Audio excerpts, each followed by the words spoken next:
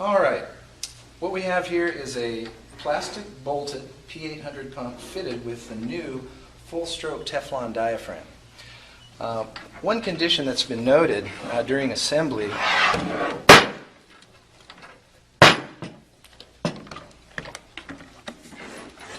is the fact that you have quite a large gap with the center section just simply placed on the liquid chamber.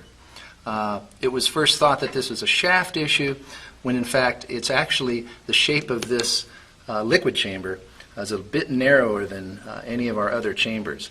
So this will be a little video that will help you install this onto the liquid chamber. What we're going to do first, we're going to put a couple of bolts in and just engage them enough to get a couple threads in place.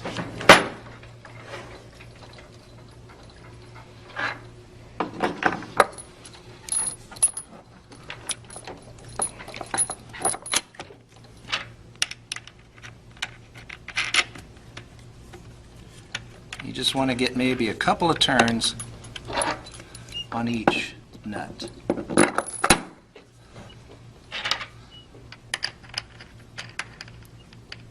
Okay, moving on to the other side, you'll want to get some type of a clamp, either one of these little bar clamps or some other type of C-clamp, in order to put pressure on the air chamber and the liquid chamber.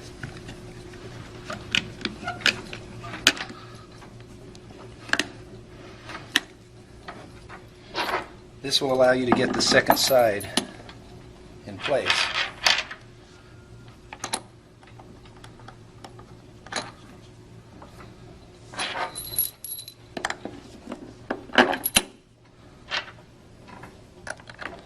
With enough thread engagement to get those bolts run down.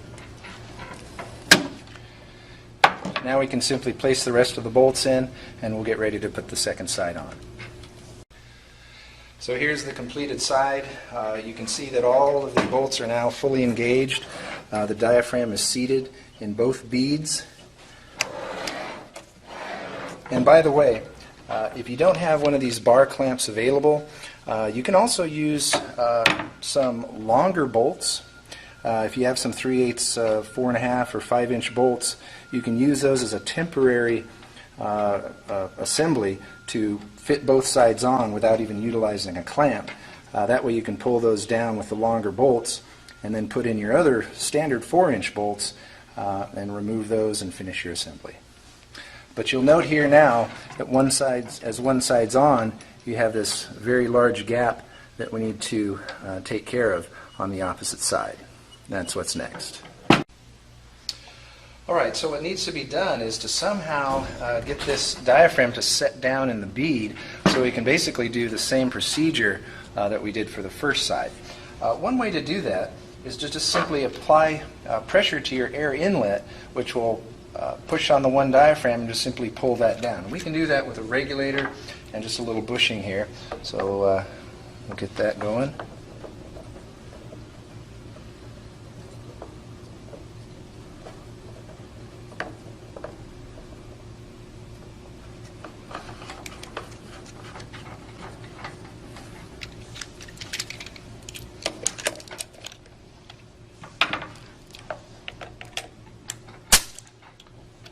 Just apply a little pressure.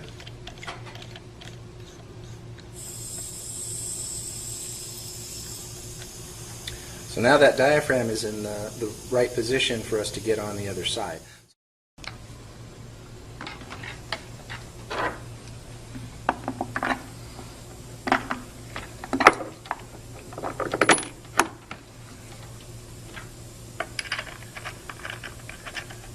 Once again, just simply getting a couple of turns on the threads.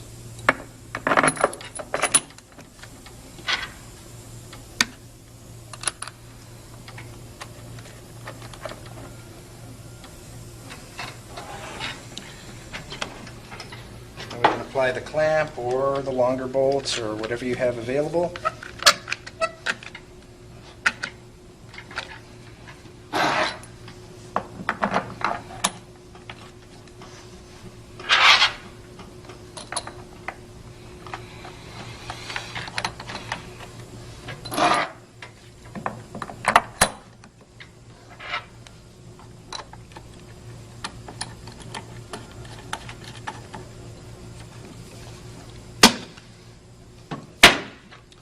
So now that we've got them started, we can do the same procedure and apply the rest of the bolts, tightening them down in a star pattern.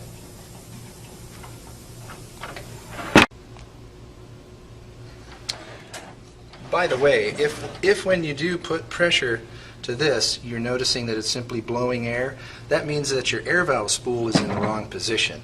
You may take a rubber-tipped air nozzle and simply put a little burst of air into the bleed port, which will shift your air valve and get it in the right position, so that will pull down your diaphragm.